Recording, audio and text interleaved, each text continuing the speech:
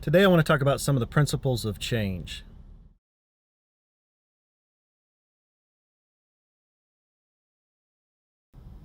I like to come out here sometimes and make videos while I'm letting the truck warm up. It's a cold day out here today and it's a little bit cool in here, so I thought, hey, let's make a video while we're waiting for things to warm up.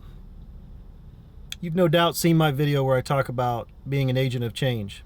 If you haven't, feel free to go watch it. Really, what it's about is it's about no longer accepting the status quo, no longer willing to be just a bystander in what's going on. It's about being direct and honest, right? There are really 5 characteristics that I see of an agent of change. We're going to talk about those a little bit. Number 1 is having a clear vision.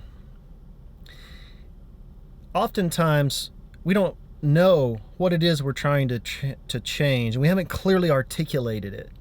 So I want to articulate what my goal is, my vision is for being an agent of change. And the number 1 thing is communication. Without clear, concise, and honest communication, you can never see change happen. You see, there's a thing out there that people think, well, we'll just make some changes and it'll happen in the background and they'll see the fruit of the vine, right? I've heard that happen. Yeah, okay, there's some truth to that. But the reality is, unless you communicate it, people don't know that change is in process. Communication is a weakness we all have and we all need to improve in. My vision is to somehow continuously improve communication, whether it be through video, audio, written communication, personal communication, interaction, whatever it is. We need clear, concise, and honest communication.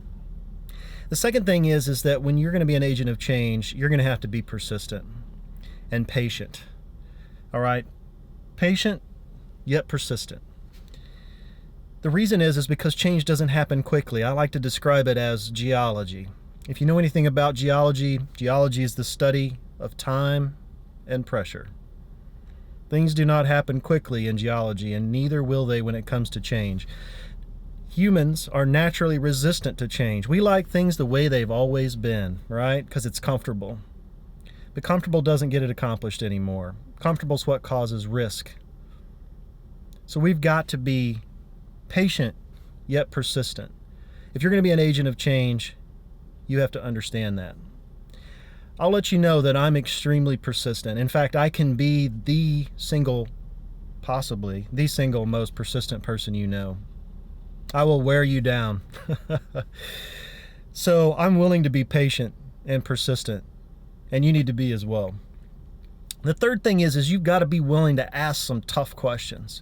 Questions that are uncomfortable. Questions that might make you uncomfortable, might make me uncomfortable. Things that are hard to say. But they have to be done with an honest thought process, that you're trying to get to the heart of the matter, to the root of the matter, that you're trying to enact change, and the only way you can do that is to ask tough questions. And people have to be willing to give you those tough answers sometimes. The fourth thing is you have to be knowledgeable and you have to lead by example. So if you don't know something, you need to educate yourself. You need to be willing to ask, right? We see this all the time. People who maybe you don't know anything about what you're working in, but you need to ask for help. You need to be able to ask questions.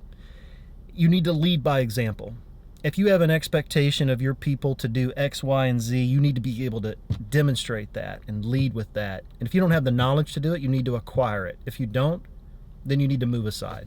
Let's just be honest. If you can't lead by example, you're not the kind of person that needs to be there.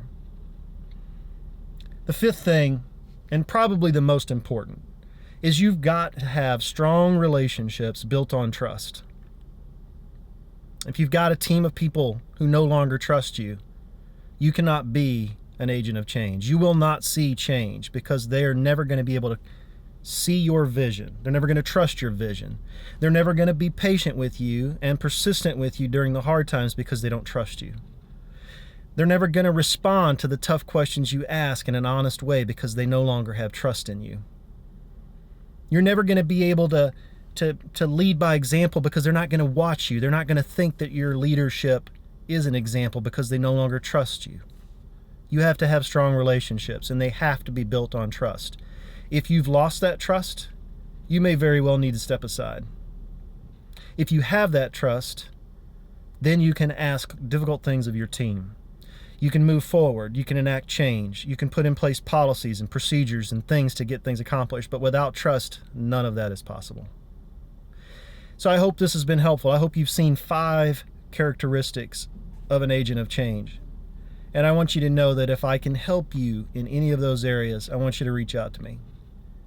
I'm happy to try to assist in any way I can, but I want you to know that I'm dedicated to the vision of better communication, and that I will be patient but persistent, and I'll ask tough questions and expect honest and sometimes tough answers. That if I don't know something, that I'll try to become knowledgeable, and I'll do my best to lead by example. And I hope that you trust in my abilities. And if you don't, I hope you know that I'll work to build relationships and gain your trust. So thanks for watching today. I'll see you again soon.